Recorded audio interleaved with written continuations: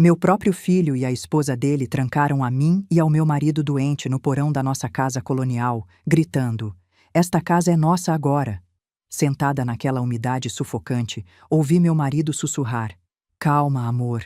Eles não sabem o que está escondido atrás daquela parede de tijolos." Quando eles saíram, Roberto moveu um tijolo solto e juntos descobrimos um segredo que o pai de Roberto havia escondido há décadas. Um segredo que ia destruir tudo o que nosso filho pensava saber. Mas antes de eu continuar, verifique se você já se inscreveu no canal, deixe seu like. E me conte nos comentários de onde você está ouvindo minha história. Quero muito saber até onde ela já chegou. Essa casa colonial tem respirado por mais de um século. Construída em 1928 pelo pai de Roberto, Antônio Oliveira, ela permanece imponente na Rua das Acácias, no centro histórico de Petrópolis.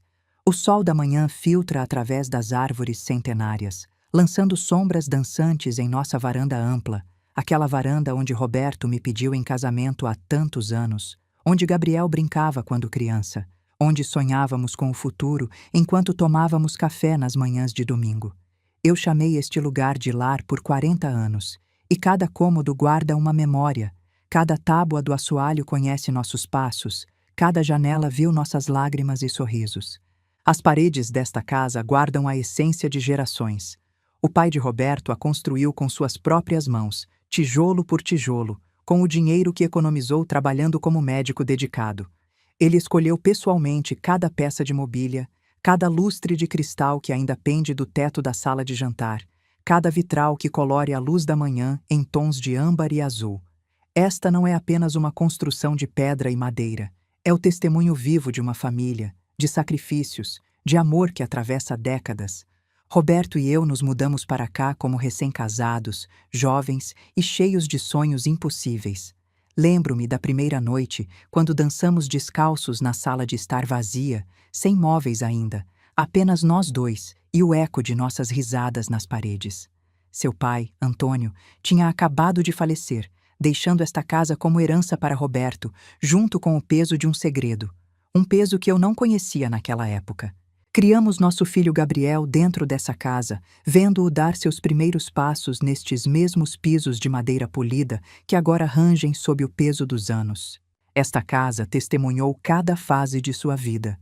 O choro inconsolável das madrugadas quando era bebê, as risadas estrondosas de aniversários infantis, os silêncios rebeldes da adolescência, o orgulho estampado em seu rosto no dia da formatura. Esta casa testemunhou nossa alegria quando ele se formou na faculdade de administração, nossa esperança quando ele abriu sua primeira empresa de investimentos em um escritório modesto no centro da cidade, nosso orgulho quando os clientes começaram a se multiplicar, atraídos pelo sobrenome Oliveira que carregava tanto peso em Petrópolis. Esta casa viu nossa felicidade quando ele trouxe Letícia para casa como sua noiva. Uma mulher linda, sofisticada, que na época nos pareceu a parceira perfeita para nosso filho bem-sucedido. Como estávamos enganados. Mas isso foi há 4 anos. 4 longos e sufocantes anos, desde que eles se mudaram para cá conosco. Cada dia desses 4 anos foi uma erosão lenta da nossa paz, como água gotejando em pedra até formar um buraco profundo demais para ignorar. Começou quando Roberto teve seu primeiro derrame. Foi numa terça-feira à tarde. Lembro-me como se fosse ontem. Ele estava no jardim, regando suas orquídeas queridas, quando simplesmente desabou. O telefone tremeu na minha mão quando liguei para a ambulância, e depois para Gabriel. Meu filho chegou ao hospital com Letícia, ambos com rostos preocupados, abraços reconfortantes, palavras de apoio que pareciam genuínas. Durante as primeiras semanas de recuperação, Gabriel vinha nos visitar todos os dias. Trazia flores, conversava com os médicos, segurava a mão do pai com lágrimas nos olhos. "Não se preocupe, mãe", ele dizia. "Vamos superar isso juntos. Somos família." Eu acreditava nele. Deus me perdoe. Eu acreditava em cada palavra. Foi no 3º mês após o derrame que ele fez a sugestão. Roberto ainda estava fraco, precisava de ajuda para caminhar, para se vestir, para tarefas básicas do dia a dia. Eu estava exausta, cuidando dele sozinha, cozinhando, limpando, administrando medicamentos em horários rígidos, dormindo apenas algumas horas por noite. Gabriel apareceu numa manhã de sábado com café e pão de queijo da padaria. Sentou-se comigo na cozinha e segurou minha mão. Mãe, você parece esgotada. Letícia e eu estivemos conversando. Que tal se nos mudássemos para cá? Só temporariamente, até papai se recuperar. Poderíamos ajudar com os cuidados, dividir as responsabilidades. Você precisa de apoio. Parecia tão razoável, tão carinhoso. Só temporariamente, mãe. Ele repetiu quando viu minha hesitação. Alguns meses no máximo, até vocês se estabilizarem. Você já confiou em alguém que depois te traiu? Deixe nos comentários. Sua história importa. Gabriel sugeriu que eles se mudassem para a suíte master no andar de cima, o quarto que Roberto e eu havíamos ocupado por décadas, com sua varanda privativa que dava para o jardim, seu closet espaçoso, seu banheiro com banheira vitoriana, onde eu costumava relaxar após dias longos. Vocês precisam ficar no térreo, mãe. Papai não pode subir escadas. Faz sentido. Fazia sentido. Era lógico. Era prático. Nós nos mudamos para baixo, para o antigo escritório do pai de Roberto, um cômodo menor, mas confortável, que transformamos em quarto improvisado. Roberto não teria que subir escadas. Seria mais fácil para mim cuidar dele. Era temporário. Exceto que temporário se tornou permanente de maneiras que eu não conseguia prever. No primeiro mês foi sutil. Uma caixa de pertences deles aqui, um móvel ali. Letícia trouxe seu guarda-roupa completo. Já que vamos ficar alguns meses, faz sentido ter minhas coisas. Gabriel instalou seu escritório na antiga sala de costura do avô. Preciso trabalhar de casa alguns dias para estar disponível se precisarem de mim. No segundo mês, a casa começou a não parecer mais nossa. Os pertences deles invadiram cada canto como uma maré silenciosa. As plantas que Roberto cultivava com tanto carinho na varanda foram reorganizadas por Letícia, porque ficavam desorganizadas. Os retratos de família que decoravam as paredes por décadas foram substituídos por arte moderna, que ela comprou numa galeria cara. Meus livros antigos na estante da sala foram movidos para o porão porque ocupam muito espaço e juntam poeira. Os perfumes caros de Letícia, Chanel número 5, se não me engano, aquele que custa mais de R$ 1.000 o frasco, substituíram meus simples sachês de lavanda que eu mesma costurava com flores do jardim. O aroma que definia nossa casa por décadas, aquele cheiro caseiro de lavanda e bolo de fubá recém-assado, foi sufocado por fragrâncias sintéticas e produtos de limpeza industriais que Letícia insistia em usar. Suas conversas altas sobre dinheiro ecoavam por salas que antes conheciam apenas vozes gentis e risadas baixas. Conversas sobre investimentos, sobre oportunidades de mercado, sobre quanto fulano ganhou com ações, sobre quanto cicrano pagou por um apartamento em Ipanema. Dinheiro, sempre dinheiro, como se fosse a única coisa que importasse no mundo. A casa que outrora respirava amor e memórias familiares, agora sufocava sob o peso da ganância mal disfarçada e do desrespeito crescente. Eu sentia isso nos olhares que eles trocavam quando achavam que eu não estava olhando, nas conversas que morriam abruptamente quando eu entrava num cômodo, nos suspiros de impaciência quando Roberto derramava algo ou precisava de ajuda extra. Esta manhã começou como todas as outras nos últimos 4 anos, com aquela sensação de andar sobre cascas de ovos na minha própria casa. Acordei antes do amanhecer, como sempre, às 5:30 da manhã, quando o céu ainda estava tingido de roxo e as primeiras aves começavam a cantar no jardim. Esse era meu momento de paz, aqueles minutos silenciosos antes que o resto da casa acordasse. Preparei a medicação de Roberto com cuidado. 3 comprimidos azuis para a pressão, 2 brancos para o coração, meio amarelo para a circulação. Organizei-os na pequena caixinha de plástico que dividia por horários, uma rotina que eu executava com precisão militar todas as manhãs. Um erro na dosagem poderia ser fatal. Depois fui preparar seu café da manhã.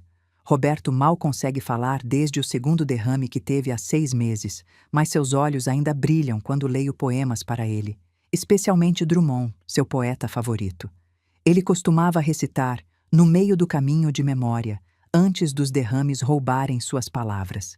Agora, ele apenas sorri com lágrimas nos olhos quando leio aqueles versos para ele.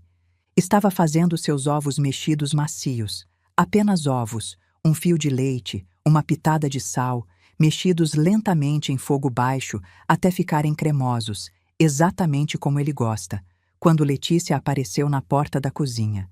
Ela sempre aparecia nessa hora, como um abutre sentindo o cheiro de comida. "Esse cheiro de novo", ela disse, não fazendo nenhum esforço para esconder seu desgosto. Seu rosto estava impecavelmente maquiado apesar da hora matinal. Base perfeita, rímel, batom nude. Ela vestia um hobby de seda em tom champanhe, que provavelmente valia mais do que o salário mensal da maioria das pessoas. Eu tinha visto um similar numa vitrine em Ipanema por R$ 3.000. "Carmen", ela continuou, usando meu nome com aquela familiaridade forçada que nunca soou genuína. "Você não poderia cozinhar algo normal para variar? Esta casa sempre cheira a hospital, ou asilo. É deprimente." Continuei mexendo os ovos no fogo baixo, mandíbula apertada, contando até 10 mentalmente. "Seu sogro gosta desses ovos, Letícia. São fáceis para ele engolir. O Dr. Mendes recomendou alimentos macios e úmidos. Ele mal está comendo de qualquer jeito." Letícia respondeu com um dar de ombros casual, servindo-se de café daquela máquina italiana caríssima que ela havia instalado no balcão, substituindo a velha cafeteira que o pai de Roberto me deu de presente de casamento. "Dr. Mendes disse na última consulta que ele pode precisar de uma sonda alimentar em breve. Então por que continuar fingindo que essas pequenas refeições fazem diferença?" A crueldade casual em sua voz, aquela indiferença fria em relação ao sofrimento de Roberto, fez meu peito apertar como se uma mão invisível apertasse meu coração. Esta mulher nunca demonstrou cuidado genuíno por Roberto, nem nos primeiros dias quando ainda fingia educação básica. Para ela, meu marido era apenas um inconveniente, um obstáculo para o estilo de vida que ela se sentia no direito de ter em nossa casa. Um velho doente que atrasava seus planos, quaisquer que fossem esses planos. Levei a bandeja do café da manhã para nosso quarto com cuidado. Aquela bandeja de prata que ganhamos de presente de casamento, agora manchada pelos anos, mas ainda útil, com ovos mexidos humeantes, torradas cortadas em pedacinhos do tamanho de uma mordida, suco de laranja espremido na hora, e um pequeno vaso com uma rosa do jardim. Roberto estava sentado apoiado contra travesseiros que eu havia arrumado meticulosamente, 3 atrás das costas, um sob cada braço para apoio. Ele olhava para o jardim que plantamos juntos décadas atrás, aquele jardim onde cada flor conta uma história. As rosas vermelhas que plantamos no nascimento de Gabriel, as hortênsias azuis que trouxemos da nossa lua de mel em Gramado, o jasmim que o pai dele cultivava e que replantamos em sua memória. Sua mão direita tremia enquanto eu o ajudava a comer, aquele tremor constante que começou após o segundo derrame e nunca mais parou completamente. Eu segurava a xícara de suco para ele, limpava delicadamente o canto da sua boca quando um pouco de ovo escapava, falava suavemente sobre o dia que se anunciava bonito lá fora. "O jasmim está florescendo, amor", eu disse, apontando para a janela. "Aquele que você plantou está coberto de flores brancas. O cheiro vai ficar maravilhoso à noite." Ele não podia responder com palavras, mas seus olhos ainda falavam volumes. Eles se iluminaram com aquele reconhecimento, aquela memória de todas as noites de verão que passamos naquela varanda, apenas nós dois, o perfume do jasmim envolvendo-nos como um abraço, conversando sobre sonhos, sobre Gabriel, sobre nossas esperanças para o futuro. Um futuro que nunca imaginamos seria assim.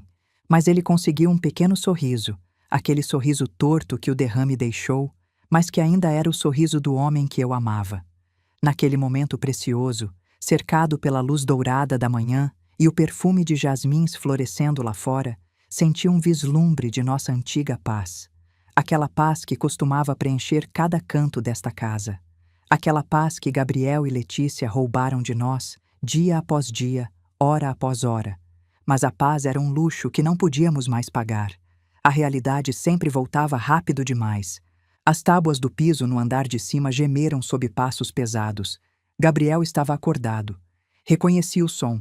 Ele andava pesadamente, sem a delicadeza que seu pai sempre teve. Logo ouvi a torneira do chuveiro, o som abafado de vozes discutindo algo. Depois o ranger da cama quando Letícia se levantou também. Eles desceriam em breve.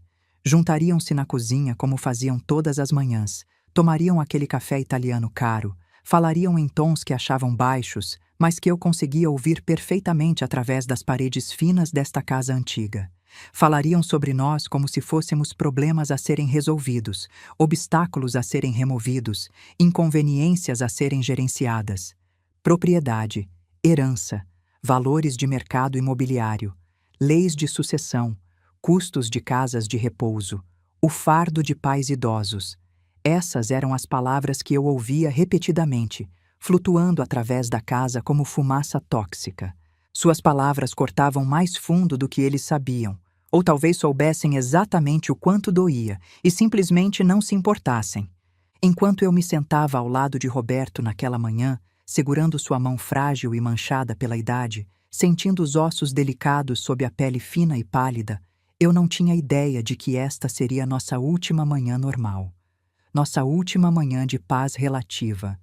Nossa última manhã antes que tudo mudasse para sempre.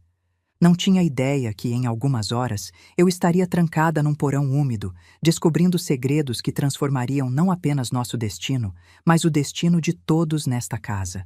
Se eu soubesse, teria segurado aquele momento por mais tempo. Teria memorizado cada detalhe, a luz do sol beijando o rosto de Roberto, o perfume do jasmim misturado com o aroma de ovos mexidos, o peso confortável da sua mão na minha, o silêncio pacífico daqueles poucos minutos antes da tempestade. Mas a vida não nos dá avisos. Não nos permite preparar para os momentos que mudarão tudo. 1 hora depois, os preparativos matinais no andar de cima finalmente terminaram. Ouvi o silêncio breve que sempre precedia sua descida. Aquele momento em que eles se organizavam, ajustavam suas máscaras de civilidade, preparavam suas estratégias. Então veio o som deliberado e medido de passos descendo pela grande escadaria de madeira que o pai de Roberto havia importado de uma mansão em demolição em São Paulo. Gabriel apareceu primeiro na porta do quarto, já impecavelmente vestido em seu terno azul marinho sob medida, aquele que ele mandou fazer num alfaiate caro em Leblon. Cada fio de cabelo no lugar, perfume discreto mas caro, sapatos italianos brilhando, a imagem perfeita do jovem executivo bem-sucedido. Mas eu conhecia meu filho. Conhecia aquele jeito como ele endireitava a gravata quando estava nervoso. Conhecia como ele evitava olhar nos olhos quando estava prestes a fazer algo que sabia estar errado.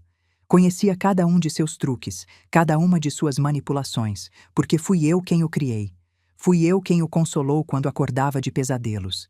Fui eu quem o ensinou a amarrar os sapatos, a andar de bicicleta, a tratar os outros com respeito. Onde foi que eu errei? Em que momento aquele menino doce que chorava quando via um passarinho ferido se transformou neste homem que olhava para o próprio pai doente como se fosse um problema a ser eliminado? Letícia seguiu logo atrás dele, impecável como sempre em um conjunto que eu reconheci de uma vitrine em Copacabana, pelo menos R$ 15.000, se não me engano. Seu cabelo estava perfeitamente escovado, suas joias discretas mas caríssimas, seus saltos altos fazendo aquele clique-clique característico no piso de madeira. Ela era a imagem da esposa troféu bem-sucedida e sabia disso. A entrada deles na sala de jantar carregava um peso perturbador, uma atmosfera carregada que fez meu estômago se apertar com apreensão. Isso não era o usual passeio casual pela casa que eles faziam todas as manhãs antes de sair para seus compromissos. Não era a visita preguiçosa à cozinha para pegar café e reclamar de alguma coisa. Isto era diferente. Isto era planejado, ensaiado, executado. Gabriel puxou deliberadamente a cadeira na cabeceira da mesa de mogno maciço, o antigo lugar do pai dele, o lugar que por tradição familiar pertencia ao patriarca da casa. Eu nunca me sentava ali, mesmo após a morte do sogro. Era um lugar de respeito, um lugar que carregava o peso da autoridade familiar.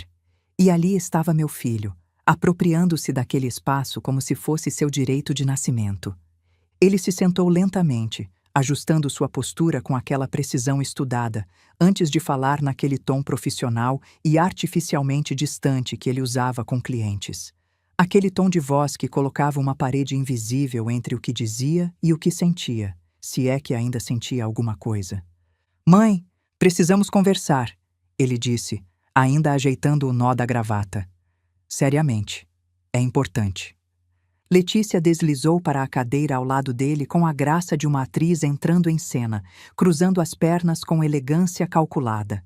Dobrando suas mãos cuidadas sobre a mesa, aquelas mãos que nunca conheceram trabalho pesado, que nunca lavaram um prato ou trocaram um lençol sujo de doente.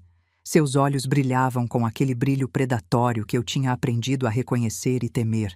Aquele olhar de gato prestes a pular sobre um rato. Eles tinham vindo preparados. Isso estava óbvio na maneira como se sentaram, na maneira como se olharam brevemente antes de começar, naquele acordo silencioso entre duas pessoas que planejaram cuidadosamente esta conversa.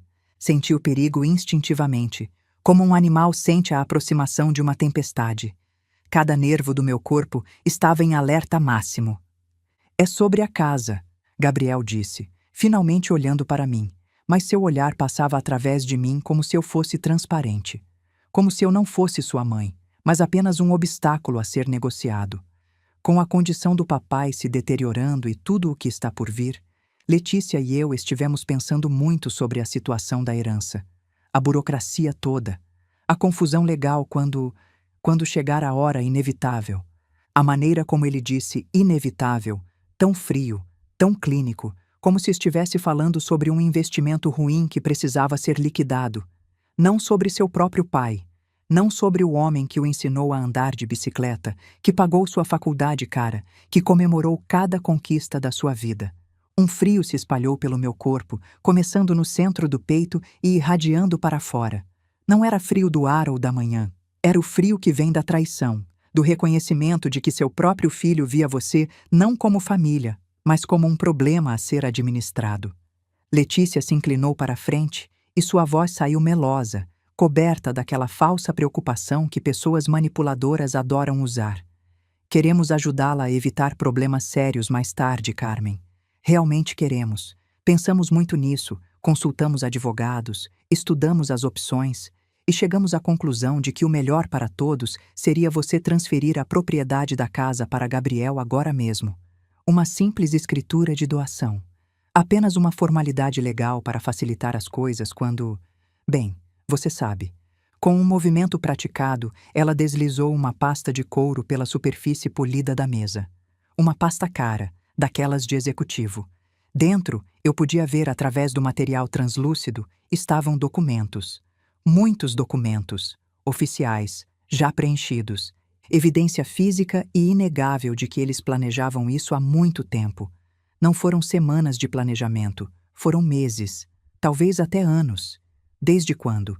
Desde o primeiro derrame de Roberto? Desde antes? Desde o dia em que se mudaram para cá, já com este objetivo final em mente? Minha mão tremeu ligeiramente ao pensar em tocar aquela pasta, como se ela estivesse contaminada. A casa está avaliada em R$ 2 milhões no mercado atual. Gabriel acrescentou com aquela voz de profissional financeiro, recitando números frios. Com a transferência em vida, evitamos o inventário completamente, sem tribunais, sem interferência do governo, sem impostos absurdos de transmissão. É a decisão financeira mais inteligente. Ele falava como se estivesse explicando uma planilha de Excel, não o futuro da casa onde ele cresceu, onde cada tijolo tinha uma memória. Não toquei nos papéis. Minhas mãos ficaram firmemente no meu colo, dedos entrelaçados com força para controlar o tremor de raiva que começava a subir pela minha espinha. Não. A palavra saiu da minha boca com mais força do que eu esperava. Curta, definitiva, final. Ela rachou pelo cômodo como um tiro, ecoando nas paredes, suspendendo momentaneamente o tempo. O sorriso cuidadosamente mantido de Letícia caiu instantaneamente, substituído por uma expressão de surpresa genuína. Ela não esperava resistência. Eles tinham certeza que eu simplesmente aceitaria, que assinaria os papéis como uma velha obediente e grata pela ajuda que estavam oferecendo. "O que você quer dizer com não?" ela perguntou, sua voz perdendo aquela doçura falsa e ganhando uma borda afiada. "Estamos tentando ajudá-la aqui, Carmen. Você não entende? Quer realmente que seu único filho tenha que lidar com cartórios, advogados, juízes, todo aquele processo interminável de inventário quando você não puder mais lidar com essas coisas?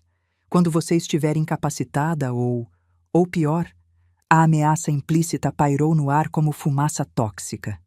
Entendo perfeitamente cada palavra que você está dizendo, Letícia, eu disse, forçando minha voz a permanecer calma, forçando-me a manter contato visual com aquela mulher que tinha invadido minha casa e minha vida. Entendo exatamente o que vocês querem. Entendo os números, as implicações legais, os benefícios fiscais. Tenho 62 anos, não 92. Minha mente está perfeitamente clara. E é exatamente por isso, porque entendo tudo completamente, que a resposta é não. O rosto de Gabriel ficou vermelho, aquele rubor que subia do colarinho quando ele ficava frustrado, desde criança. Mãe, seja razoável. Moramos aqui, cuidamos de vocês dois, pagamos pelas medicações caras do papai. Você sabe quanto custa aquele anticoagulante novo? R$ 500 por mês? Pagamos as contas de luz, de água, de manutenção desta casa enorme. É praticamente nossa casa já, de qualquer jeito. Vocês moram na casa do seu pai. Corrigi, cada palavra deliberada e clara. Na casa que o avô de vocês construiu e deixou para ele. Na casa que Roberto e eu mantivemos por décadas antes de vocês existirem em nossas vidas. Vocês pagam algumas contas porque comem nossa comida, usam nossa eletricidade, ocupam o melhor quarto da casa. Mas isto não torna a casa de vocês. Gabriel levantou-se abruptamente, sua cadeira raspando alto contra o piso de madeira, com um som que fez meu coração pular. Ele estava tremendo, de raiva, de frustração, de alguma emoção que não conseguia mais ler no rosto do meu próprio filho. Seja razoável, mãe.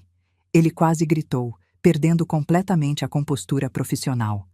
Papai precisa de cuidados profissionais, reais, especializados. Encontramos um lugar perfeito. Vila Serenidade, nos arredores do Rio. R$ 5.000 por mês. Equipe médica 24 horas. Fisioterapia. Enfermeiras especializadas em AVC. Ele teria tudo o que precisa. E você? Você poderia visitá-lo nos fins de semana, sem todo o estresse diário de cuidar dele sozinha. A traição dessas palavras cortou mais fundo do que qualquer faca poderia cortar. Eles já tinham pesquisado lugares específicos, visitado instalações, calculado custos mensais. Não era uma conversa hipotética. Era um plano já em execução, faltando apenas minha assinatura nos papéis para se tornar realidade. Eles já tinham decidido nosso destino. Já tinham planejado nossa remoção desta casa. Roberto para um lar, onde poderia definhar longe dos olhos inconvenientes, eu provavelmente para algum apartamento pequeno onde não pudesse causar problemas. Tudo limpo, tudo organizado, tudo conveniente para eles. Você quer um depósito de gente, eu disse, minha voz saindo mais baixa agora, trêmula de emoção contida. Um lugar para esconder seu pai, para varrer o problema para debaixo do tapete, enquanto você e ela aproveitam a vida que ele trabalhou para construir, esta casa que ele ajudou a manter, as memórias que ele ajudou a criar. Queremos o que é melhor para todos. Letícia estampou, batendo a mão na mesa com força suficiente para fazer os talheres de prata pularem. Seu rosto estava vermelho agora, a máscara de civilidade completamente caída, revelando a verdadeira face por baixo. Você está sendo egoísta, Carmen. Incrivelmente egoísta. Gabriel tem direito a esta casa. Ele é seu único filho. Ele carrega o nome Oliveira. Ele construiu toda a sua reputação profissional sobre este nome, sobre esta herança. Ele merece o que é dele por direito de sangue. Direito de sangue, eu repeti. E algo dentro de mim quis rir. Uma risada amarga que forcei para baixo. Se ao menos ela soubesse a verdade sobre direito de sangue e o nome Oliveira. Algo escuro e definitivo piscou nos olhos de Gabriel. Uma decisão sendo tomada. Uma linha sendo cruzada. Chega, ele disse, sua voz ficando perigosamente baixa e fria. Cansei de discutir. Cansei de tentar ser razoável com você. Ele caminhou ao redor da mesa com passos pesados e determinados. Antes que eu pudesse me levantar, antes que pudesse processar o que estava acontecendo, ele agarrou meu braço. Não dolorosamente. Meu filho ainda tinha aquele último vestígio de civilidade que o impedia de machucar fisicamente sua mãe. Mas com autoridade inquestionável, com força, com determinação absoluta. Gabriel, o que você está fazendo? Gritei, tentando me soltar, mas aos 62 anos, Após décadas de vida sedentária, eu não tinha força para igualar a de um homem de 38 anos que ia à academia religiosamente. Sou sua mãe. Você não pode. Esta é nossa casa agora. Ele rugiu de volta, seus olhos selvagens com algo que nunca tinha visto antes. Raiva pura, frustração anos acumulada. Ou talvez sempre estivesse lá, e eu simplesmente recusara ver. E vocês dois vão aprender a respeitar quem realmente manda aqui. Vão aprender que existem consequências quando você não coopera. Ele me arrastou pelo corredor, meus pés escorregando no piso polido que eu havia limpado 1000 vezes ao longo dos anos. Passamos pela sala de estar com seus retratos de família, nossas fotos de casamento, fotos de Gabriel bebê, fotos do pai de Roberto, todos nos observando com rostos congelados no tempo, testemunhas silenciosas desta traição. Gabriel, por favor, implorei, real pânico começando a tomar conta. Não faça isso, somos sua família. Mas ele não parou, não hesitou. Continuou me puxando através da cozinha, passando pela porta que levava à área de serviço, até chegarmos à antiga porta de madeira maciça que dava acesso ao porão. Foi então que vi Letícia aparecer arrastando Roberto. Meu marido, fraco demais para resistir, confuso demais para entender completamente o que estava acontecendo. Seus olhos encontraram os meus. Havia terror neles. Terror e confusão e uma pergunta silenciosa. Por quê? Não! Gritei, lutando com força renovada. Ele está doente. Ele precisa dos medicamentos. O médico disse que não pode ficar em lugares frios e úmidos.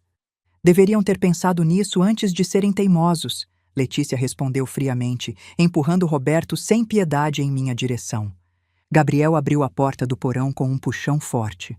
Do outro lado, havia apenas escuridão, aquela escuridão profunda de um espaço fechado há anos, de um lugar esquecido pelo tempo. O ar que subiu era gelado, carregado de umidade e o cheiro de mofo centenário. Desçam, ele ordenou, me empurrando em direção aos degraus íngremes de madeira velha. Por favor, Gabriel. Tentei uma última vez, virando-me para olhar nos olhos do meu filho. Por favor, não faça isto. Se ainda existe alguma coisa do menino que criei, do filho que amei, por favor. Mas aquele menino não existia mais. Ou talvez nunca tivesse existido.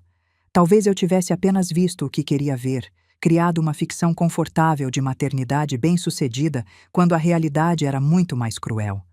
Gabriel me empurrou com mais força. Tropecei, quase caindo pelos degraus. Roberto estava sendo forçado a descer também, seus pés inseguros procurando cada degrau, sua respiração já ficando difícil com o ar úmido. A porta bateu atrás de nós com um som que ecoou como um tiro. O ferrolho exterior deslizou com um clique alto e definitivo. O som de uma prisão fechando. O som de nossa própria casa se transformando em nossa cela. Na escuridão súbita e absoluta, só permaneceram minha respiração ofegante, os gemidos assustados de Roberto e o som de passos se afastando lá em cima. Passos que não voltariam. Passos que nos abandonavam naquele túmulo de pedra e esquecimento. Éramos prisioneiros, em nossa própria casa, nas mãos do nosso próprio filho. O porão era um mundo esquecido, uma tumba de memórias que ninguém quis preservar. Paredes de pedra fria e irregular nos pressionavam de todos os lados, e aquele cheiro inconfundível de mofo, décadas de umidade acumulada, de ar parado, de esquecimento, preenchia meus pulmões a cada respiração difícil.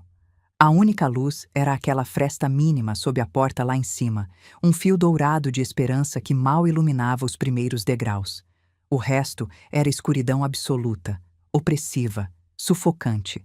O tipo de escuridão que faz você questionar onde seu corpo termina e o vazio começa.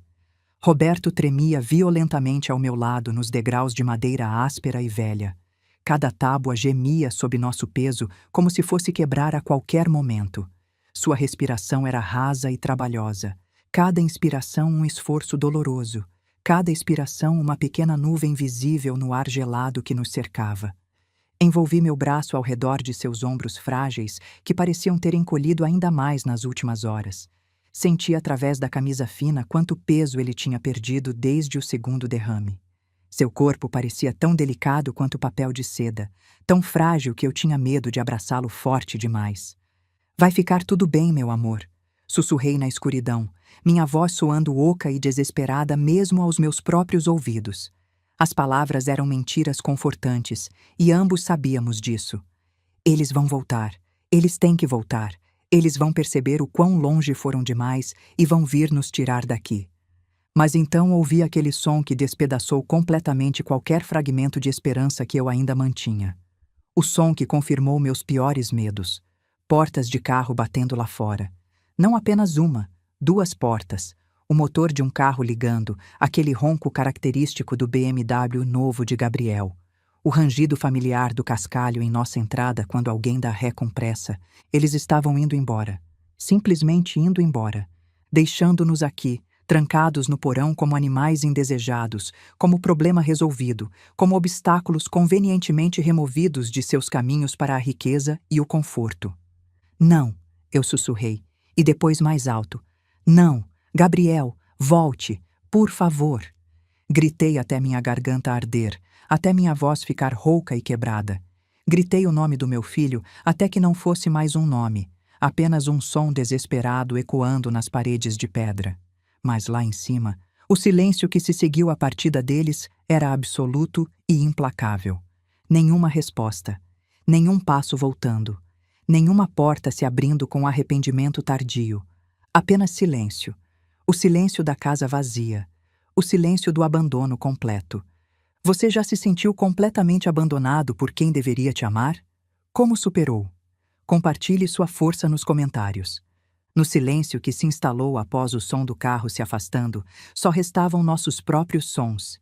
Minha respiração entrecortada, enquanto as lágrimas finalmente começavam a cair. O chiado preocupante na respiração de Roberto, que estava piorando com o ar úmido, e o gotejamento constante e lento de água de condensação em algum lugar nas sombras. Plink, plink, plink, marcando o tempo como um relógio macabro. Estávamos completamente sozinhos. As horas se arrastaram com uma lentidão torturante. Cada minuto parecia uma hora, cada hora uma eternidade. Minhas pernas ficaram entorpecidas e depois começaram a doer. Cãibras agudas que subiam pelas panturrilhas, rigidez que se instalava nas costas de ficar sentada imóvel nos degraus de madeira dura. Mas não ousei me afastar muito de Roberto. Ele precisava de mim. Precisava do calor do meu corpo, do conforto da minha presença, da ilusão de segurança que meu braço ao redor dele proporcionava. Ele cochilava inquieto contra meu ombro, seu corpo sacudindo ocasionalmente com aqueles pequenos espasmos involuntários que os derrames deixaram. Cada vez ele acordava com pequenos sons de confusão e terror, sons sem palavras, porque as palavras tinham sido roubadas dele. Cada vez eu alisava seu cabelo grisalho com dedos trêmulos e murmurava as mesmas garantias vazias em que nem eu mesma acreditava mais. Estou aqui, amor. Estou aqui. Vai ficar tudo bem. Vamos sair daqui em breve. Mentiras. Todas mentiras. Mas que outra coisa eu poderia dizer? O porão não tinha sido usado para nada além de armazenar coisas esquecidas há muitos anos. Décadas, talvez. Teias de aranha pendiam de cada canto como véus de funeral, grossas e empoeiradas. Potes de vidro vazios e manchados alinhavam prateleiras cambaleantes e podres, alguns quebrados, todos cobertos de uma camada de sujeira que testemunhava anos de negligência. Era aqui que o pai de Roberto costumava guardar sua coleção de vinhos, garrafas caras de vinhedos franceses e italianos que ele servia com orgulho quando esta casa recebia jantares elegantes. Festas onde mulheres usavam vestidos longos e homens fumavam charutos, onde conversas sobre arte e política fluíam junto com o vinho, onde a vida parecia refinada e civilizada e cheia de possibilidades. Agora aquele mesmo espaço parecia uma cripta abandonada, um túmulo para memórias mortas, um lugar onde esperanças vinham para apodrecer e ser esquecidas. Conforme a escuridão se aprofundava lá fora, medida apenas pela fresta de luz sob a porta que gradualmente ficava mais e mais fraca, passando de dourado para laranja para vermelho até quase desaparecer, o terror real começou a se instalar. Logo estaríamos em completa escuridão. Escuridão total, absoluta, sufocante. O pensamento me aterrorizou de uma forma visceral. Não por mim, eu poderia lidar com o escuro. Tinha lidado com coisas piores. Mas por Roberto. Em seu estado confuso, com sua mente fragmentada pelos derrames, a escuridão total poderia mandá-lo ao pânico. Poderia fazer ele perder o último fio de conexão com a realidade. Poderia quebrar completamente o pouco que restava da sua sanidade. Foi então que me lembrei das palavras do sogro. Roberto tinha 18 anos quando o pai o trouxe aqui. Ele tinha mostrado a Roberto onde ficava o registro da água, explicando o antigo sistema elétrico. Mas então tinha parado na parede do fundo, aquela feita de pedra de campo áspera. Roberto me contou essa história uma vez, anos atrás, numa noite de vinho e nostalgia. Meu pai me disse, Roberto havia murmurado, que havia algo ali que eu precisava saber, algo para os tempos mais desesperados. Mas ele nunca me disse o que era. Disse que eu saberia quando o momento certo chegasse. A mão do sogro tinha pressionado contra uma pedra em particular. Prometa que vai se lembrar deste lugar, ele havia dito. Roberto tinha sido jovem e distraído na época, mais interessado em começar sua nova vida do que se deter em velhos segredos, e nunca tinha havido um momento desesperado o suficiente para abrir aquele esconderijo. Até agora. Mas agora, décadas depois, trancados naquele porão por nosso próprio filho, aquelas palavras ecoavam com claridade cristalina em minha memória. Tempos desesperados. Se isso não era desesperador, o que era? Mas então ouvi a voz de Roberto, fraca, rouca, mas determinada. As primeiras palavras completas que ele conseguia formar em meses. Carmen, parede, atrás. Meu coração saltou. O que, amor? O que você está tentando me dizer? Ele apontou com a mão trêmula para a escuridão à nossa frente. Para onde deveria estar a parede do fundo? Pai, mostrou, segredo. E então entendi. O pai dele, a parede, o segredo para tempos desesperados. Você precisa me mostrar, amor, sussurrei, ajudando-o a se levantar com cuidado. Pode fazer isso? Pode me levar até lá? Ele acenou com a cabeça, determinação brilhando em seus olhos mesmo na penumbra. Lentamente, apoiado em mim, começamos a atravessar o porão. Cada passo era uma provação. Roberto mal conseguia ficar de pé, seus pés arrastando pelo chão de terra batida. Eu tropeçava em móveis invisíveis na escuridão, uma cadeira de balanço esquecida, caixas de madeira empilhadas, o esqueleto de uma estante quebrada. Mas continuamos, porque tínhamos que continuar, porque não havia outra escolha. Finalmente chegamos à parede do fundo. Roberto se apoiou contra as pedras frias e irregulares, respirando pesadamente. Sua mão percorreu a superfície, procurando algo pelo tato na penumbra.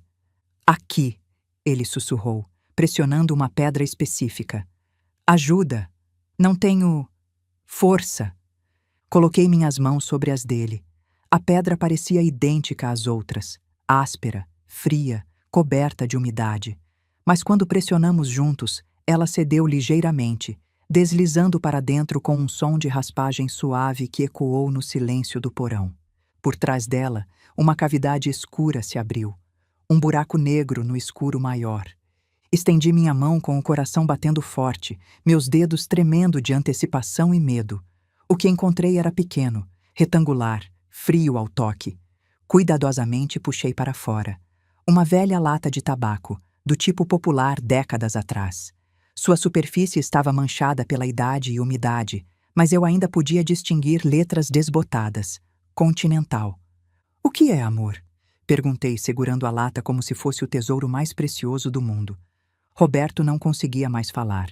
O esforço de nos trazer até ali tinha esgotado suas últimas reservas de energia. Mas ele tocou a lata com reverência, depois tocou meu rosto, e seus olhos diziam tudo. Isto era importante, isto mudaria tudo. Voltamos para os degraus, apoiando-nos um no outro. Então me lembrei. A velha caixa de ferramentas do sogro ainda deveria estar numa prateleira perto das escadas. Procurei às cegas até meus dedos a encontrarem. Dentro, milagrosamente, havia uma lanterna pequena que ainda funcionava quando a liguei. O feixe fraco era suficiente. Sentada ao lado de Roberto novamente, segurei a lata sob o brilho trêmulo da lanterna.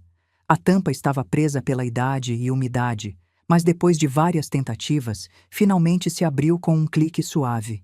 Dentro, envoltos em pano oleado, estavam papéis. papéis antigos, amarelados pelo tempo, mas ainda legíveis. Minhas mãos tremiam enquanto desdobrava o primeiro documento sob o feixe da lanterna.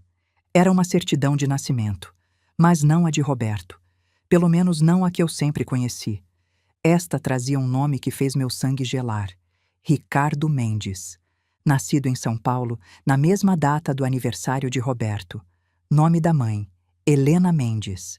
Nome do pai: Carlos Mendes. Mas conforme desdobrava o segundo documento, o impossível se tornou inegável. Era um decreto de adoção, oficial e carimbado. Ricardo Mendes. Com 6 meses de idade, adotado por Antônio Oliveira, médico viúvo de Petrópolis, Rio de Janeiro. O novo nome da criança: Roberto Oliveira. A identidade inteira do meu marido, tudo o que eu pensava saber sobre o homem com quem dividi minha vida por 4 décadas, desmoronou naquele momento. Ele não era Roberto Oliveira, filho do respeitado doutor Antônio Oliveira, herdeiro de um nome honrado em Petrópolis. Ele era Ricardo Mendes, adotado de completos estranhos. O terceiro documento era uma carta escrita com a letra familiar do sogro. Sob o feixe da lanterna, li com voz trêmula: Meu querido filho, se você está lendo isto, circunstâncias desesperadas o trouxeram a este esconderijo. Seu pai, Carlos Mendes, era chefe de gabinete do governador Lacerda, um homem brilhante que serviu seu estado com honra. Mas em 1962, ele foi acusado de vender informações classificadas, de trair segredos militares durante os anos tensos que precederam o golpe. Conheci Carlos pessoalmente como médico da casa do governador e nunca acreditei naquelas acusações. Mas seu pai se tornou um bode expiatório. Ele tirou a própria vida na prisão, em vez de suportar um julgamento público que destruiria sua família para sempre. Sua mãe, Helena, ficou sem nada além de vergonha e um bebê cujo nome do pai havia se tornado veneno na política de São Paulo. Ofereci adotá-lo, dar-lhe meu nome e proteção. O nome Mendes o teria seguido como uma sombra, fechando portas que o nome Oliveira abriu. Guarde este segredo, meu filho. Há aqueles que o usariam para destruir tudo o que você construiu. Mas se o dia chegar em que você precisar desta verdade como arma, use-a sabiamente. Seu pai para sempre, Antônio. Minha mente girava com as implicações explosivas do que acabara de descobrir. Tudo. Nosso casamento, minha aceitação nos círculos sociais de Petrópolis, nossas conexões, até mesmo o orgulho de Gabriel no legado Oliveira. Tudo isso foi construído sobre uma fundação que poderia desmoronar se esta verdade viesse à tona. Roberto. Minha voz saiu apenas como um sussurro. Você sabia disso? Ele balançou a cabeça lentamente, seus olhos arregalados de choque. Lágrimas corriam por seu rosto. Não eram lágrimas de alívio por finalmente revelar um segredo guardado. Eram lágrimas de descoberta, de traição, de uma vida inteira construída sobre uma mentira que nem ele mesmo conhecia. Ele tinha vivido 64 anos sem saber quem realmente era. Seu pai adotivo havia guardado este segredo tão bem que nem o próprio Roberto sabia da verdade. Apenas que havia algo escondido para tempos desesperados, mas nunca o quê. E agora, naquele porão frio e úmido, trancado pelo próprio filho, Roberto descobria que não era quem sempre pensou ser. Gabriel não sabe de nada disso, eu disse, mais para mim mesma do que para ele, enquanto minha mente começava a trabalhar, peça por peça montando o quebra-cabeça. Ele passou a vida inteira tendo orgulho do nome Oliveira, construindo seu negócio de investimentos sobre aquela reputação. Seus clientes são políticos, velhas famílias fluminenses que se importam profundamente com linhagens e honra. Olhei para Roberto e vi nos seus olhos que ele entendia. Mesmo em seu estado debilitado, ele entendia perfeitamente o poder do que tínhamos nas mãos. Se eles soubessem que Gabriel é neto de Carlos Mendes, continuei, minha voz ficando mais firme. Um homem acusado de traição ao Estado, seu negócio entraria em colapso da noite para o dia. Nenhum político confiaria nele com suas informações financeiras. Nenhuma família de elite o deixaria gerenciar sua riqueza. Roberto tocou minha mão. Seus dedos tremiam, mas o aperto era firme. Era consentimento. Era aprovação. Era a permissão de um pai para proteger o que restava de sua dignidade, mesmo que isso significasse destruir o mundo do filho que os havia traído. E ele não faz ideia. Respirei, sentindo pela primeira vez, desde que a porta do porão se fechou, algo diferente de desespero. Nenhuma ideia. Para ele, somos apenas velhos inconvenientes, ficando no caminho de sua herança.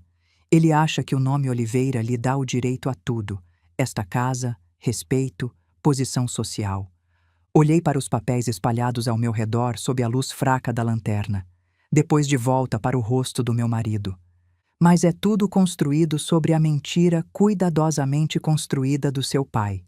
Uma mentira de amor, sim, mas ainda assim uma mentira.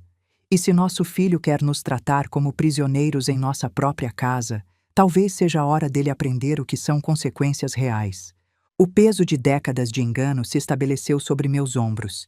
Mas pela primeira vez desde que este pesadelo começou, senti algo diferente de desamparo. Senti poder. Acima de nós, as tábuas do piso rangeram. Passos pesados cruzaram a cozinha, depois se moveram em direção à porta do porão. Meu coração saltou. Eles estão voltando. Sussurrei rapidamente para Roberto, juntando os papéis e enfiando-os de volta na lata de tabaco. Escondi a lata dentro da minha blusa, onde não seria vista. O ferrolho pesado raspou contra o metal, e de repente, a luz inundou nossa prisão escura. Gabriel estava silhuetado na porta, seu terno caro amarrotado. Atrás dele, Letícia apareceu com uma mistura de curiosidade e nojo no rosto. E então? Gabriel perguntou, sua voz pingando de arrogância. Tiveram tempo suficiente para pensar sobre nossa oferta? Ajudei Roberto a ficar de pé, sentindo o quanto ele tinha enfraquecido durante nosso aprisionamento. Suas pernas tremiam, e eu podia ouvir que o chiado em sua respiração tinha piorado significativamente. O ar frio e úmido não tinha sido gentil. Gabriel, eu disse, deixando exaustão e derrota colorir minha voz deliberadamente.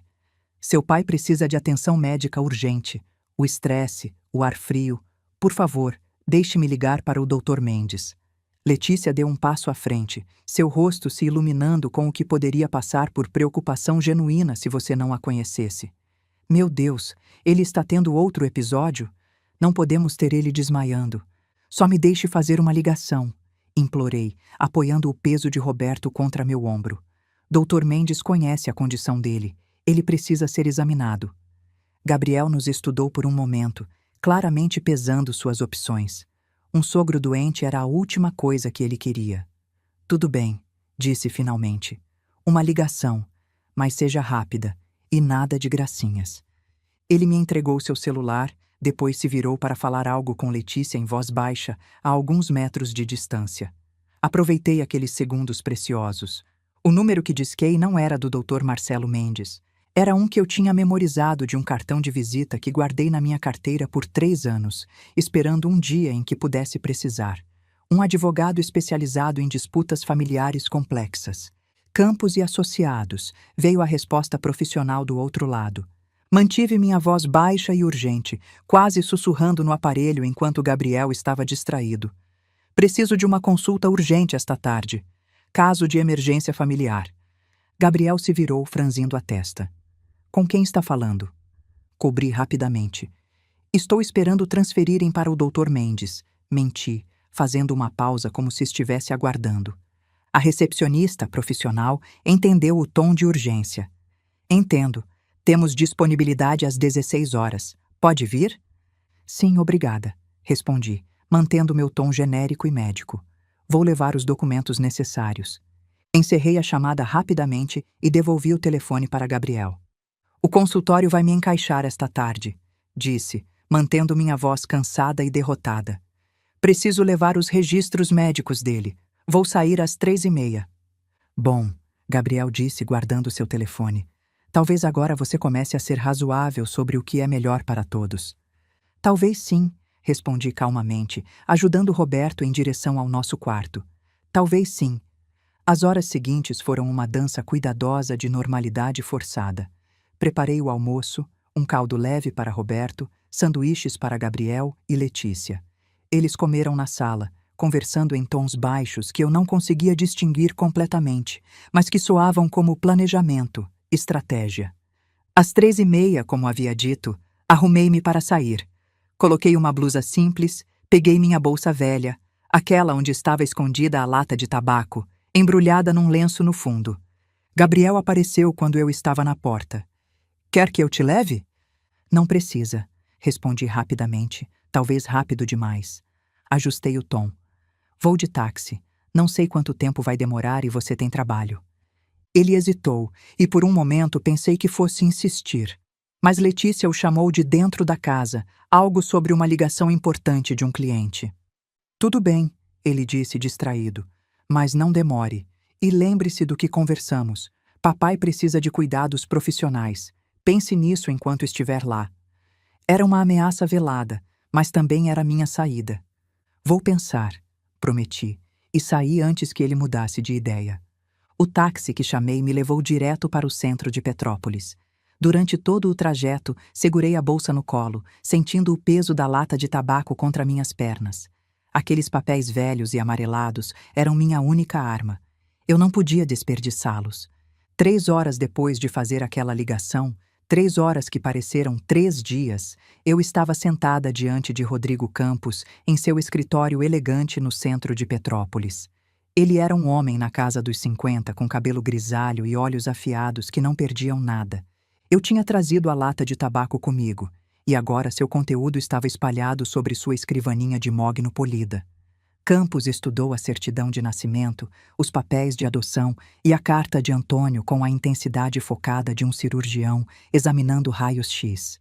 Quando finalmente olhou para cima, havia algo predatório em seu sorriso. "Senhora Oliveira", ele disse, recostando-se em sua cadeira de couro, "seu filho construiu todo o negócio de investimentos dele em relacionamentos com a elite política do Rio e de São Paulo, não é?" "Sim", respondi. "A lista de clientes dele lê como um quem é quem do governo estadual e velhas famílias de Petrópolis e do Rio. E eles confiam nele porque acreditam que ele vem de sangue Oliveira honrado, de uma linhagem respeitada." "Exatamente." O sorriso de Campos se ampliou, e ele se inclinou para a frente, seus dedos entrelaçados sobre a mesa. "Bem, senhora Oliveira, deixe-me explicar o que temos aqui. Este não é apenas um segredo de família. Esta é uma bomba nuclear." Ele pegou a certidão de nascimento, segurando-a delicadamente como se fosse explosiva. "Carlos Mendes não era apenas um funcionário público que caiu em desgraça", continuou. "Ele estava no centro de um dos maiores escândalos políticos dos anos 60.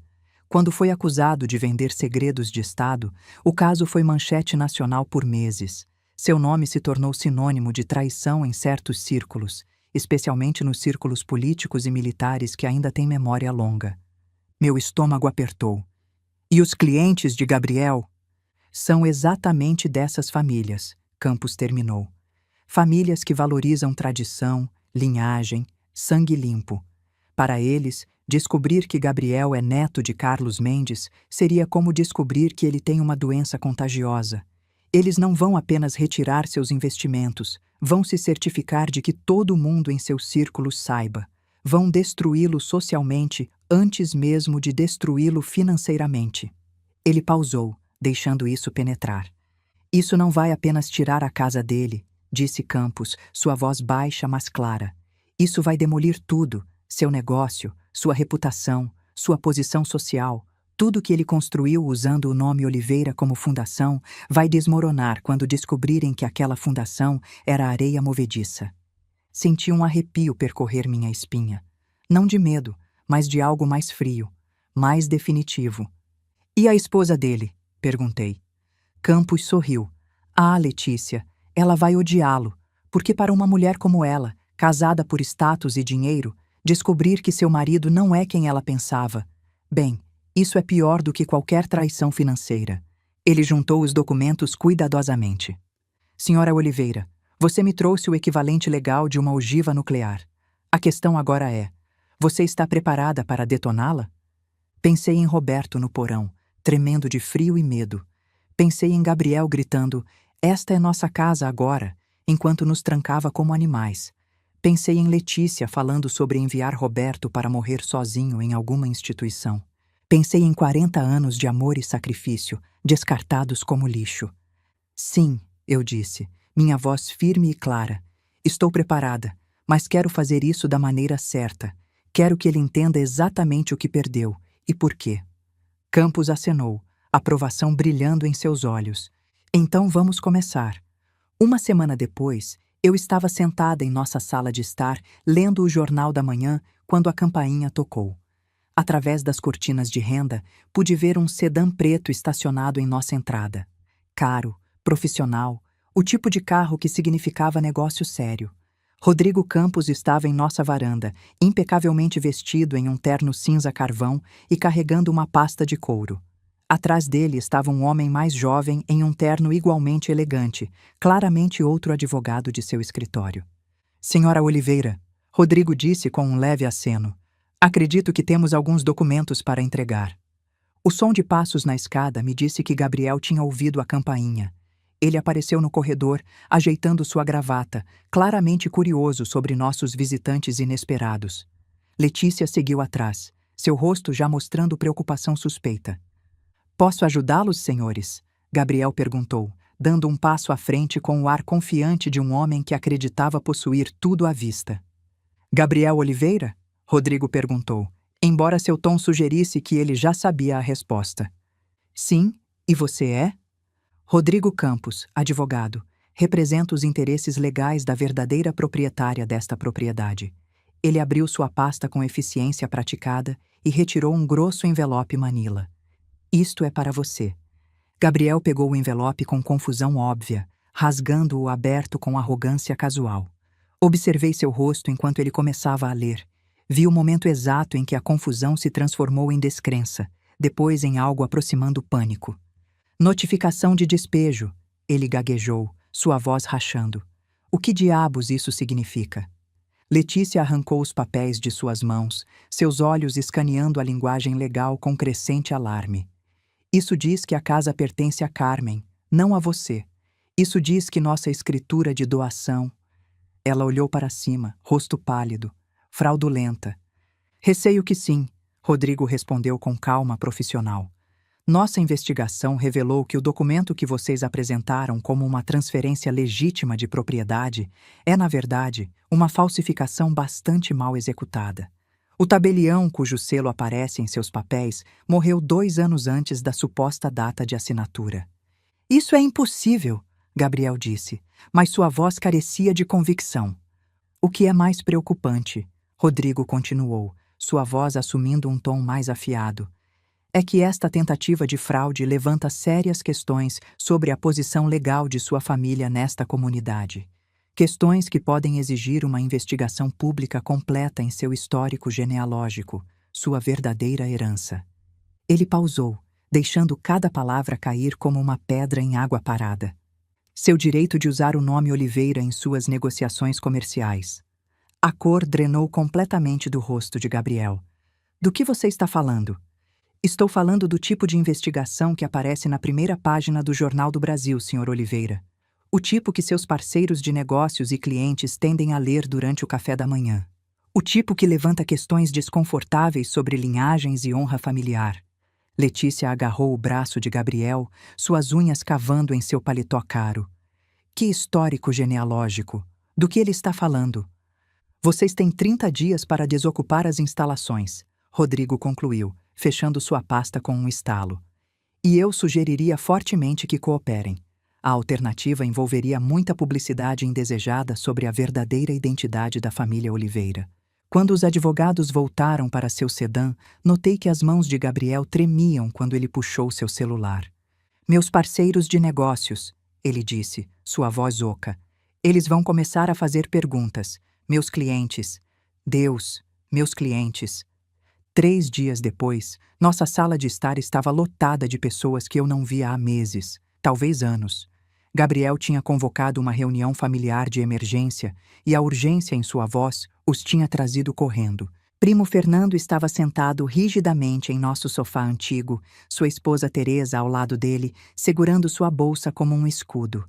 2 dos parceiros de negócios de Gabriel, Homens internos caros, que normalmente me tratavam com diferença educada, ocupavam as poltronas perto da lareira. A atmosfera era densa de tensão e pânico mal disfarçado. Eu podia ver no rosto de Gabriel, na maneira como suas mãos tremiam ligeiramente enquanto ele andava de um lado para o outro na frente da velha estante de mogno do sogro. Letícia estava empoleirada na beira de um puff, sua compostura usual rachada como um espelho quebrado. Obrigado a todos por virem em cima da hora. Gabriel começou, sua voz carregando aquela confiança forçada de um homem tentando convencer a si mesmo tanto quanto sua audiência. Estamos lidando com uma crise familiar aqui, um ataque legal à nossa casa, nossa herança, tudo que o nome Oliveira representa. Ele gesticulou em minha direção com frustração mal contida. Minha mãe foi influenciada por um advogado inescrupuloso que está enchendo sua cabeça de mentiras sobre propriedade e história familiar. Na idade dela, com o estresse de cuidar do pai, acho que ela está ficando confusa sobre a realidade. Fernando se mexeu desconfortavelmente no sofá. Carmen sempre foi afiada como uma navalha, Gabriel. O que exatamente você está sugerindo? Estou sugerindo que precisamos considerar uma curatela, Gabriel disse, as palavras saindo em um jato. Mamãe está tomando decisões que poderiam destruir a reputação desta família, rasgar tudo o que construímos. Ela está acreditando em teorias de conspiração sobre documentos falsificados e investigações genealógicas. Teresa se inclinou para a frente, sua voz gentil, mas preocupada. Carmen, querida, isso é verdade? Você está tendo problemas com memória ou julgamento? Olhei ao redor da sala para estas pessoas. Alguns família, alguns associados comerciais, todos que me conheciam há décadas. Eles me viram construir uma carreira, criar um filho, cuidar do meu marido durante sua doença. A sugestão de que eu era mentalmente incompetente era tão absurda que era quase insultante. Não, Teresa, eu disse calmamente, levantando-me da minha cadeira. Minha memória e julgamento estão perfeitamente claros. Na verdade, gostaria de compartilhar algo com todos vocês que pode explicar por que Gabriel está tão desesperado para me desacreditar. Caminhei até a mesinha lateral onde eu tinha colocado a lata de tabaco naquela manhã, sabendo que este momento viria. Gabriel está certo sobre uma coisa, isso é sobre história familiar e herança, mas não da maneira que ele pensa. Mamãe, não faça isso, Gabriel alertou, sua voz aguda de pânico. Você vai se envergonhar. A única pessoa que deveria estar envergonhada, eu disse, abrindo a lata e removendo os papéis amarelados, é o homem que passou a vida inteira tendo orgulho de um nome que não é legitimamente dele. A sala ficou em silêncio mortal. Eu podia ouvir o velho relógio do avô batendo no corredor, o som distante de tráfego na Rua das Acácias, a inspiração aguda de Teresa. O verdadeiro nome do meu marido é Ricardo Mendes, continuei, segurando a certidão de nascimento para que todos pudessem vê-la. Ele foi adotado quando bebê por Antônio Oliveira, depois que seu pai biológico, Carlos Mendes, foi acusado de vender segredos de Estado e morreu na prisão em vez de enfrentar julgamento. O rosto de Fernando ficou branco. A mão de Teresa voou para sua boca. Os parceiros de negócios trocaram olhares que falavam volumes sobre seu desejo repentino de estar em qualquer outro lugar. Gabriel construiu sua empresa de investimentos em relacionamentos com a elite política de São Paulo e do Rio, eu disse, minha voz ficando mais forte a cada palavra. Seus clientes confiam nele porque acreditam que ele vem de sangue Oliveira honrado. Mas ele não vem. Ele é o neto de um homem acusado de traição, e cada aperto de mão, cada negócio, cada relacionamento com clientes é construído sobre essa mentira. O silêncio que seguiu foi absoluto. Vi em seus rostos o choque, o desgosto, o horror crescente conforme percebiam as implicações. Na sociedade de Petrópolis e do Rio, onde linhagem e reputação importavam mais do que dinheiro, isso era uma sentença de morte social. Você, um dos parceiros de negócios finalmente disse, sua voz estrangulada. Você é o neto de Carlos Mendes? O Carlos Mendes? Isso não é verdade, Gabriel disse fracamente, mas todos na sala podiam ver que era. Ela está mentindo, ela está confusa. Aqui estão os documentos, eu disse, colocando-os na mesa de centro. Certidão de nascimento original, papéis de adoção oficiais, uma carta de Antônio Oliveira explicando tudo, Qualquer um que queira verificar a autenticidade, sinta-se à vontade. Fernando se levantou lentamente, seu rosto uma máscara de choque. Carmen, precisamos... Desculpe, mas preciso ir embora. Os parceiros de negócios o seguiram sem uma palavra, seus rostos cuidadosamente vazios. Mas eu sabia o que eles estavam pensando. Quantos clientes eles perderiam quando esta história vazasse? Quanto sua associação com Gabriel custaria a eles? Gabriel afundou na cadeira do avô, a realidade finalmente o atingindo. Meu negócio, ele sussurrou. Todos os meus clientes, tudo. Tudo construído sobre o sacrifício de Antônio Oliveira, eu disse suavemente. Sobre a mentira que ele contou para dar ao seu pai uma chance de vida normal. Você desperdiçou esse presente. Transformou aquele sacrifício em ganância e crueldade. Letícia olhava para mim com algo próximo ao ódio. Você destruiu nossa vida. Não, corrigi. Vocês tentaram nos destruir primeiro. Eu apenas me defendi.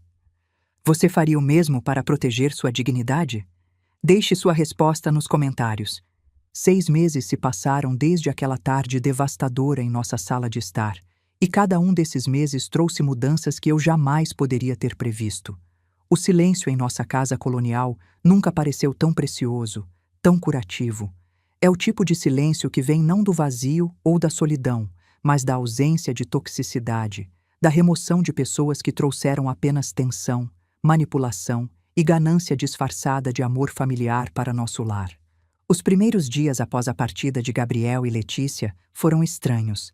Acordava de manhã, esperando ouvir os passos pesados de Gabriel no andar de cima, o clique-clique dos saltos de Letícia, suas vozes discutindo sobre dinheiro e investimentos.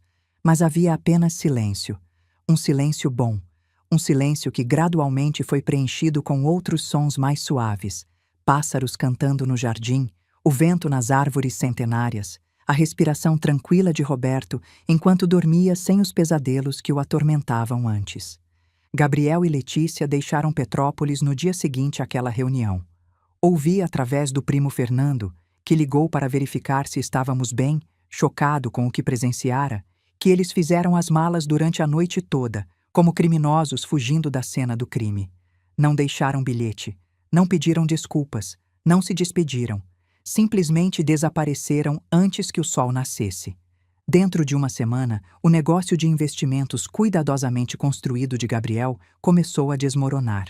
Os primeiros clientes a saírem foram os políticos, aqueles homens e mulheres que construíram carreiras sobre reputação e imagem pública. Para eles, a revelação de que Gabriel era neto de Carlos Mendes era equivalente a descobrir que seu corretor financeiro tinha uma doença contagiosa. Eles retiraram suas contas por telefone, por e-mail, através de advogados. Ninguém quis uma reunião presencial. Ninguém quis dar a Gabriel a chance de explicar ou defender seu caso. Na política, até mesmo a sombra de escândalo é suficiente para destruir alianças que levaram anos para construir. Depois vieram as velhas famílias de Petrópolis e do Rio, aqueles clãs que rastreiam suas linhagens até a época do Império, que guardam árvores genealógicas como tesouros sagrados. Para eles, a revelação era ainda pior. Gabriel não era apenas associado com vergonha, ele havia construído sua carreira inteira sobre uma mentira sobre sangue e herança. O escândalo da escritura fraudulenta foi a gota d'água. Isso transformou Gabriel de um descendente desafortunado em alguém ativamente desonesto. A combinação era tóxica, radioativa, social e profissionalmente fatal. Fernando me contou que a empresa de Gabriel, que chegou a gerenciar quase 100 milhões de reais em ativos, estava sendo liquidada. Os sócios se afastaram imediatamente. O escritório elegante em Leblon foi fechado. As contas foram encerradas uma por uma. Eles se mudaram para uma cidade pequena no interior de Minas Gerais, um lugar onde ninguém conhecia os nomes Mendes ou Oliveira. Ouvi que Letícia encontrou trabalho como recepcionista em um salão de beleza. Ganha salário mínimo. Gabriel. Ninguém parece saber exatamente o que Gabriel faz agora. Alguns dizem que vende seguros. Outros dizem que trabalha como vendedor em uma loja de móveis. Ele não liga. Não escreve. Para mim, ele deixou de existir. Mas esta história não é sobre vingança. É sobre algo muito mais importante. É sobre cura, sobre reconstrução, sobre descobrir que a vida pode ser boa novamente. A saúde de Roberto melhorou de maneiras que os médicos chamaram de notáveis. Dr. Mendes disse que nunca tinha visto uma recuperação tão significativa. Mas eu sabia o segredo. Não era milagre. Era simplesmente a ausência de estresse tóxico. Sem Gabriel e Letícia, sem os comentários cruéis, sem viver em estado de alerta perpétuo, o corpo de Roberto encontrou espaço para curar. Ele ainda luta com os efeitos permanentes dos derrames, mas está melhorando em vez de piorando. Seu apetite voltou. Seu sono é tranquilo. E mais importante, seu sorriso voltou. Ele até consegue dizer algumas palavras agora. Pequenas vitórias que celebramos como conquistas monumentais. Carmen, ele consegue dizer. Amor. Obrigado. Feliz. 6 meses de paz transformaram mais do que 4 anos de inferno conseguiram destruir. Fizemos mudanças significativas na casa. Aquele porão onde descobrimos a verdade, contratei empreiteiros para transformá-lo completamente. Instalamos iluminação moderna, ventilação, aquecedores. Pintamos as paredes de branco luminoso. Colocamos piso de madeira clara. Tornou-se meu estúdio pessoal, um santuário de paz. Forrei as paredes com estantes de livros. Coloquei cadeiras confortáveis perto de janelas ampliadas. Há uma mesinha onde tomo chá e escrevo. Há plantas, samambaias e jiboias que prosperam. Às vezes desço lá nas tardes ensolaradas, não pensando sobre segredos ou terror, mas simplesmente apreciando a satisfação de um espaço recuperado, redimido, transformado. Um lugar de morte se tornou um lugar de vida. Uma metáfora perfeita para nossas vidas. Nossa vizinha, Dona Marta, passa aqui a maioria das tardes agora. Ela é viúva, mora 3 casas abaixo e tem sido uma dádiva divina. Ela ajuda com o jardim, traz legumes e trata Roberto com o respeito gentil que ele merece. É engraçado como remover pessoas tóxicas abre espaço para pessoas genuinamente boas entrarem. Aprendi algo profundo. Família não é apenas sobre sangue ou nomes compartilhados. É sobre amor, respeito e cuidado genuíno. Gabriel compartilhou nosso nome e viveu em minha casa a vida toda. Mas Dona Marta, que nos conhece há 6 meses, demonstrou mais espírito familiar verdadeiro. O nome Oliveira que carregamos com tanto medo não nos define mais. Nem o nome Mendes com o qual Roberto nasceu. Somos simplesmente Carmen e Roberto, um casal que aprendeu que a herança mais preciosa não é dinheiro ou propriedade, mas o exemplo de como tratamos as pessoas que dependem de nós. Antônio Oliveira salvou Roberto da vergonha das acusações contra seu pai, mas foi enfrentando a ganância do nosso próprio filho que realmente nos libertou. Olho para Roberto agora, sentado em sua cadeira favorita na varanda, observando o jardim que plantamos juntos. O sol da tarde ilumina seu cabelo prateado e ele está sorrindo. Aquele sorriso pequeno e pacífico que me lembra por que lutei tão duro. Esta casa colonial, com suas paredes centenárias, já não é uma prisão. É novamente um lar. Um lugar onde o amor vive, onde o respeito prospera, onde 2 pessoas podem passar seus últimos anos em paz e dignidade. Lembro-me da verdadeira riqueza. Não é medida em reais ou escrituras, mas no amor que damos e na dignidade que mantemos, mesmo em nossas horas mais escuras. Olhando para trás, percebo que cometi erros que quase me custaram tudo. Vivi décadas sem questionar, sem exigir respeito. Não seja como eu. Não deixe o medo do conflito impedi-la de defender sua dignidade. A verdade tem uma maneira de nos libertar, mesmo quando pensamos que vai nos destruir. Antônio Oliveira deu seu nome a Roberto por amor. E foi esse mesmo amor, amor próprio, amor pela dignidade, que me deu forças para usar aquela verdade como arma quando necessário. Esta história não é apenas sobre herança ou ganância. É sobre a herança de caráter que passamos para as futuras gerações. Podemos escolher criar filhos que valorizem compaixão sobre riqueza, integridade sobre status. A maior lição: não espere uma crise para revelar seu valor. Não deixe ninguém roubar sua dignidade. As pessoas que realmente importam vão amá-la por quem você é, não pelo que você possui. Se esta história ressoou com você, por favor, compartilhe com alguém que precisa ouvi-la. Inscreva-se em nosso canal para mais histórias sinceras e me diga nos comentários qual lição familiar moldou mais sua vida. Suas histórias importam tanto quanto a minha. E lembre-se, queridos ouvintes, a verdadeira herança que deixamos não está em testamentos ou propriedades, mas nos corações que tocamos e nas vidas que melhoramos simplesmente por termos existido. Antônio Oliveira entendeu isso quando adotou Roberto. Dona Marta vive isso todos os dias, e agora, finalmente, nós também entendemos. Obrigada por me ouvirem. Até a próxima história.